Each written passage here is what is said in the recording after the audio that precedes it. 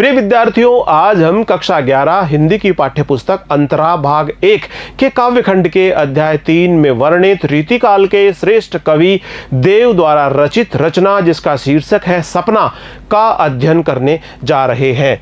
सपना शीर्षक कविता में श्री कृष्ण स्वप्न में गोपी को अपने साथ झूला झूलने के लिए कहते हैं। आसमान में काली काली घटाएं उमड़ घुमड़ रही है, आकाश से बारिश की बूंदें बरस रही है और इस प्रकार के सुहावने मौसम में स्वप्न में श्री कृष्ण गोपी को झूला झूलने का प्रस्ताव देते हैं। तभी गोपी की नींद टूट जाती है और उनका स्वप्न खंडित हो जाता है।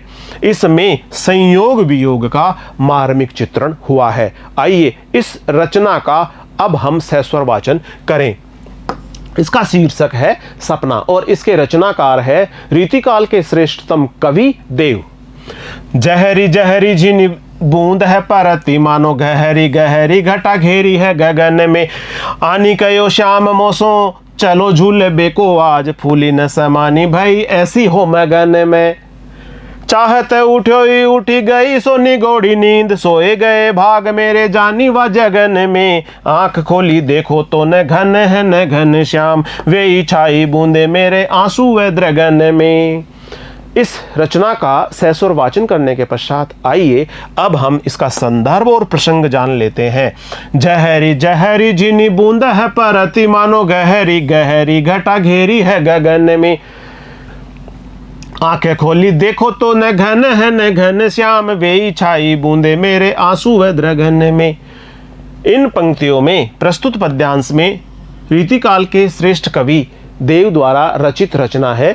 यह प्रस्तुत पद्यांश रीतिकाल के श्रेष्ठ कवि देव द्वारा रचित है। सपना शीर्षक से उद्धृत है जिसे हमारी पाठ्य पुस्तक अंतरा भाग 1 में संकलित किया गया है। इन पंक्तियों का प्रसंग इस प्रकार से है। इस कवित्त में नायिका गोपी के स्वप्न विरह दशा, स्वप्न विरह दशा, स्वप्न में उसकी विरह की दशा का चित्रण किया गया है। गोपी निद्रा की स्थिति में स्वप्न देखती है जिसमें वर्षा होने पर नायक श्री कृष्ण उसे झूला झूलने का निमंत्रण देता है, परंतु स्वप्न भंग हो जाता है और स्वप्न भंग होने की स्थिति में जो परिस्थिति बनती है उसका वर्णन कवि ने प्रभावी रूप से इस कवित्त में किया है। आइए अब हम इस कवित्त की व्याख्या और इसमें आए हुए कठिन शब्द देखें। जहरी जहरी झिनी बूंद है परती मानो गहरी गहरी घटा घेरी है गगन में। इस पंक्ति में आए हुए कठिन शब्द इस प्रकार से है। जहरी, जहरी से आशय है वर्षा की बूंदों की झड़ी लग जाना, वर्षा की बूंदों का टप टप टप टप लगातार झरते झरते बहना, झरते झरते टपकना, इस प्रकार से वर्षा की बूंदों की झड़ी लग जाना। झीनी, झीनी से आशय है पतली पतली। गगन, गगन से आशय है आसमान। गहरी गहरी उमड़ घुमड़ कर, घटा, आसमान में बादलों की घटा। इन पंक्तियों के माध्यम से रीतिकाल के श्रेष्ठ कवि देव कहते हैं कि वर्षा ऋतु में झीनी अर्थात बारीक बारीक बूंदें झर रही है। जहरी जहरी झीनी बूंद है परती मानो, आसमान का दृश्य बहुत ही सुहावना हो गया है। आसमान से वर्षा की बूंदें टप टप कर नीचे टपक रही है, धीमे धीमे बूंदें झर रही है, झड़ से लग गए हैं, आसमान से बूंदें लगातार टपक रही है और आसमान पूरा काले काले बादलों से घिर गया है। घटाएं उमड़ घुमड़ कर पूरे आसमान पर छा गई है। गहरी गहरी घटा घेरी है गगन में और पूरा आसमान गहरी गहरी काली काली घटाओं से उमड़ने घुमड़ने से घिर सा गया है। सारा आसमान बादलों से भर गया है। इस प्रकार आसमान का दृश्य बादलों के भरने से बहुत ही सुंदरतम प्रतीत हो रहा है और ऐसे मौसम में, ऐसे सुहावने मौसम में बादलों से बूंदें भी नीचे झर रही है, बूंदें टपक रही है और इस प्रकार झीनी झीनी बूंदें लगातार नीचे बरस रही है। आसमान में काली काली घटाएं छा रही है। इस प्रकार के सुहावने मौसम का वर्णन इस पंक्ति के माध्यम से रीतिकाल के श्रेष्ठ कवि देव ने किया है। वर्षा ऋतु में झीनी अर्थात बारीक बारीक बूंदें झर रही है, अर्थात झर झर करके वर्षा की बूंदें झर रही है। आसमान में घने बादलों की घटाएं उमड़ घुमड़ कर घिर आई है। आसमान पूरा का पूरा घने घने बादलों की घटाओं से, उनके उमड़ने घुमड़ने से घिर सा गया है, भर सा गया है। ऐसे मनमोहक वातावरण में नायिका गोपी निद्रामग्न स्थिति में स्वप्न देख रही है। वह स्वप्न में श्री कृष्ण को उससे कुछ कहते हुए देख रही है। जहरी जहरी झिनी बूंद है परती मानो, गहरी गहरी घटा घेरी है गगन में। आनी कयो श्याम मोसो चलो झूले बेको आज, फूली न समानी भई ऐसी हो मगन में। इस पंक्ति में आए हुए कठिन शब्द इस प्रकार से हैं। आनी, आनी से आशय होता है आकर, कहयो कहा श्याम श्री कृष्ण ने, मोसो गोपी से। चलो झूलबे को आज, आज झूलने को चलना है, आज झूला झूलने को चलना है। यह प्रस्ताव श्री कृष्ण ने गोपी को दिया। फूली न समानी, फूली नहीं समाना, यह एक मुहावरा है, यानी प्रसन्नता के भाव से भर जाना, प्रसन्नता के भाव से अत्यंत प्रसन्न हो जाना। भाई ऐसी हो मगन में, और मगन यानी खुश हो जाना।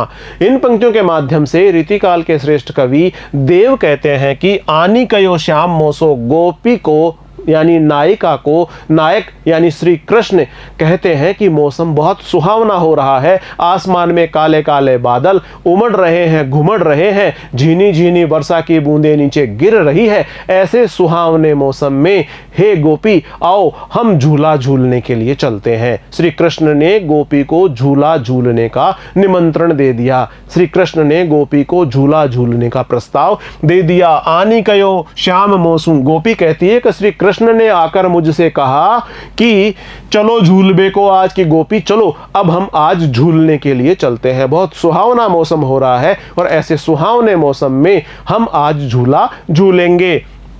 और जैसे ही गोपी ने ऐसा सुना, फूली न समानी भई ऐसी हो मगन में, गोपी फूली नहीं समाई, प्रसन्नता के भाव से भर उठी। जब नायक श्री कृष्ण ने उसे झूला झूलने का आमंत्रण दिया तो वह अत्यंत प्रसन्नता के भाव से भरकर मगन हो गई। मगन होना से आशय होता है खुश हो जाना। इन पंक्तियों के माध्यम से कवि देव कहते हैं, कवि देव के अनुसार श्री कृष्ण गोपी के पास आते हैं और उससे कहते हैं कि हे गोपी चलो आज इस सुहावने मौसम में हम दोनों साथ साथ झूला झूलेंगे। यह सुनते ही साथ साथ झूला झूलने का प्रस्ताव प्राप्त करते ही गोपी फूली नहीं समाती है, अर्थात उसे अत्यधिक प्रसन्नता होती है। वह उस स्वप्न दशा में ही मगन हो जाती है, प्रसन्नता के भाव से भर जाती है। उसके शरीर का रोम रोम प्रसन्नता के भाव से भर जाता है, यानी वह मगन हो जाती है। आनी कयो श्याम मोसो चलो झूले बेको आज, फूली न समानी भई ऐसी हो मगन में। चाहत उठोई उठी गई सो निगोड़ी नींद, सोए गए भाग मेरे जानी वा जगन में। इस पंक्ति में आए हुए कठिन शब्द इस प्रकार से हैं। निगोड़ी, निगोड़ी से आशय है निर्दयी। जगन, जगन से आशय है जगने से, जगना। सोई गए भाग, भाग्य का सो जाना, दुर्भाग्य का आ जाना। भाग्य का सो जाना और दुर्भाग्य का आ जाना, यानी सौभाग्य का सो जाना, दुर्भाग्य का आ जाना। चाहत उठी गई सो निगोड़ी नींद, और श्री कृष्ण के द्वारा दिए गए झूला झूलने के आमंत्रण पर गोपी बहुत प्रसन्नता के भाव से भरी हुई थी और वह प्रसन्नता के भाव से मगन होकर के जैसे ही वह इस प्रस्ताव के आमंत्रण के अनुसार उठना चाहती थी, वह झूला झूलने जाने के लिए जैसे ही वह चाहत उठी, जैसे ही वह उठना चाहती थी, सो निगोड़ी नींद, तभी उसकी नींद खुल गई, तभी उसकी नींद से वह जाग गई, उसकी नींद टूट गई और वह जाग गई।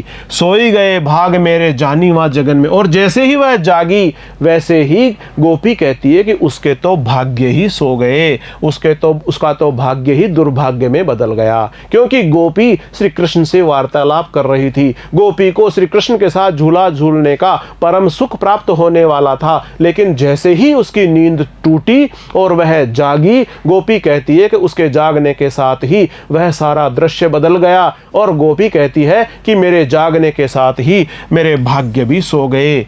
मेरे भाग्य सो गए। इन पंक्तियों के माध्यम से कवि देव कहते हैं, कवि देव के अनुसार जब नायिका गोपी श्री कृष्ण के झूला झूलने के प्रस्ताव पर उठने का प्रयास करती है, खड़ी होने का प्रयास करती है, तो उसकी निगोड़ी नींद उड़ जाती है। चाहत उठी उठी गई सो निगोड़ी नींद, उसकी निर्दयी नींद उठ जाती है, नींद उड़ जाती है। अर्थात उसने जैसे ही श्री कृष्ण के साथ चलने का प्रयास किया तो उसकी आंख खुल गई और वह जाग गई। निगोड़ी नींद टूट गई और वह जाग गई। उसका यह जागना ही उसके भाग्य को सुला गया। सोई गए भाग मेरे जानी वा जगन में, उसके जागने का उसका ये जागना ही उसके भाग्य को सुला गया। अर्थात जैसे ही उसकी नींद खुली वैसे ही श्री कृष्ण से मिलने के स्वप्न का वह सुख भी समाप्त हो गया, स्वप्न का वह सुख भी गायब हो गया। चाहत उठ गई सो निगोड़ी नींद, सोई गए भाग मेरे जानी व जगन में। आंखें खोली देखो तो न घन श्याम, वे छाई बूंदे मेरे आंसू व द्रगन में। इस पंक्ति में आए हुए कठिन शब्द इस प्रकार से हैं। घन से आशय है बादल, घनश्याम से आशय है बादलों रूपी श्याम वर्ण के श्री कृष्ण। दृगन से आशय है नेत्रों में, आंखों में। वैसे आशय है आंख खोल करके देखा तो न घन है न घनश्याम। और गोपी कहती है कि जैसे ही मेरी नींद खुली, जैसे ही मेरी नींद टूटी और जैसे ही मेरी आंखें खुली, मैंने देखा कि मेरा वह स्वप्न भंग हो गया। अब मेरे सामने न तो, जैसे ही मैंने आंख खोल करके देखा तो न तो मेरे सामने घन है, न तो आकाश में बरसते हुए बादल हैं, न ही उनसे टप टप झरती हुई बूंदें हैं, और न ही घनश्याम और न ही श्री कृष्ण, मेरे प्रियतम घनश्याम भी नहीं है। बहुत सुहावने मौसम में जो दृश्यावली वह गोपिका देख रही थी, वह दृश्यावली भी गायब हो गई है और उस दृश्यावली से उसके प्रियतम घनश्याम भी गायब हो गए हैं। गोपिका कहती है कि आंख खोल करके जब उसने देखा तो न तो आकाश के अंदर उस प्रकार से बादलों के घिरने की और बारिश होने की सुंदर दृश्यावली है, और न ही उसके प्रियतम घनश्याम यानी श्री कृष्ण उसके नेत्रों के समक्ष मौजूद है। वे छाई बूंदे मेरे आंसू व द्रगन में। आसमान से जो बूंदे सी गिर रही थी उसको स्वप्न में ऐसे लग रहा था वस्तुतः वे बूंदे तो छाई बूंदे मेरे आंसू हैं। उस गोपिका के नेत्रों से लगातार प्रवाहित होती जा रही अश्रुधारा के आंसू ही थे, जो उसको स्वप्न में ऐसा भान हो रहा था, ऐसा महसूस हो रहा था मानो आकाश में घटाएं उमड़ घुमड़ करके, झरझर करके, टपक टपक करके बह रही हो, टपक रही हो, झर रही हो। इस प्रकार से गोपी कहती है कि वे छाई बूंदे मेरे आंसू व द्रगन के, मेरे नेत्रों के द्वारा बहती हुई वह अश्रुधारा ही वस्तुतः आकाश में उमड़ी घुमड़ी घटाओं और टप टप बरस रही बूंदों के समान थी। कवि देव के अनुसार नायिका गोपी कहती है कि जब मैंने आंख खोलकर देखा तब न तो घन अर्थात बादल थे और न ही घनश्याम अर्थात श्री कृष्ण ही उसके नेत्रों के समक्ष थे। दोनों ही दृश्य उसके नेत्रों से दूर हो गए थे।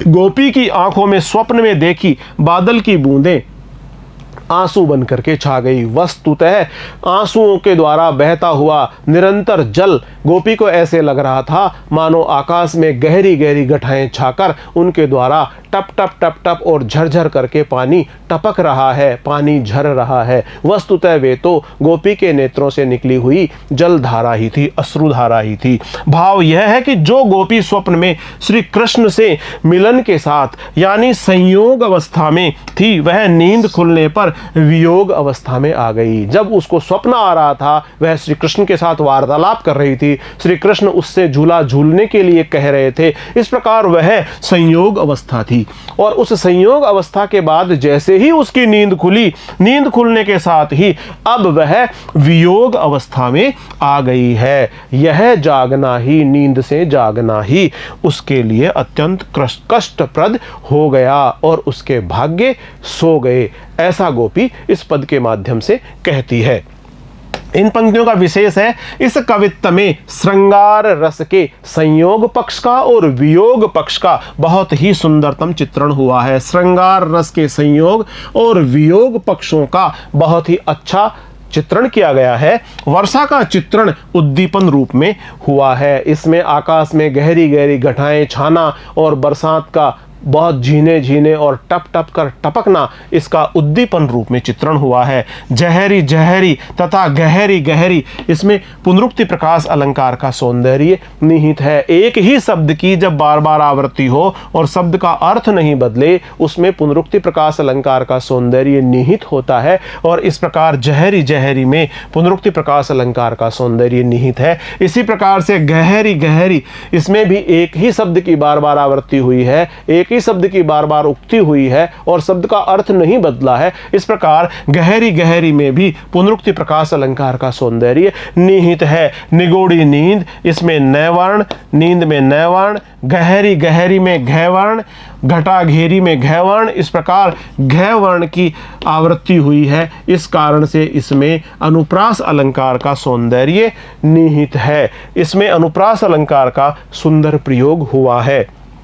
घन है न घनश्याम, इसमें सभंग यमक अलंकार है। घन, घन से आशय है बादल और घनश्याम से आशय है बादल, बादलों जैसे श्याम रंग के होना, बादलों जैसे रंग का होना। इसमें सभंग यमक अलंकार का सौंदर्य निहित है। एक का आशय है घन, घन से आशय है बादल, और दूसरे का आशय है घनश्याम श्री कृष्ण। सोई गए भाग मेरे जानी व जगन में, पंक्ति में विरोधाभास अलंकार है। इस पंक्ति में विरोधाभास अलंकार है क्योंकि जागना और सोना, भाग्य का सो जाना, सोई गए भाग्य का सो जाना और गोपी का जाग जाना। इस प्रकार जागने और सोने की जो प्रक्रिया बताई गई है, इसमें विरोधाभास अलंकार का सौंदर्य निहित है। ब्रज भाषा का सुंदरतम प्रयोग हुआ है और इसमें कवित्व छंद का प्रयोग हुआ है। प्रिय विद्यार्थियों, आज हमने कवि देव द्वारा रचित रचना जिसका शीर्षक है सपना का बहुत अच्छी तरह से अध्ययन कर लिया है। अगली रचना में हम कवि देव द्वारा रचित रचना जिसका शीर्षक है दरबार से संबंधित वीडियो लेकर शीघ्र ही आपके समक्ष उपस्थित होंगे। तब तक नमस्कार।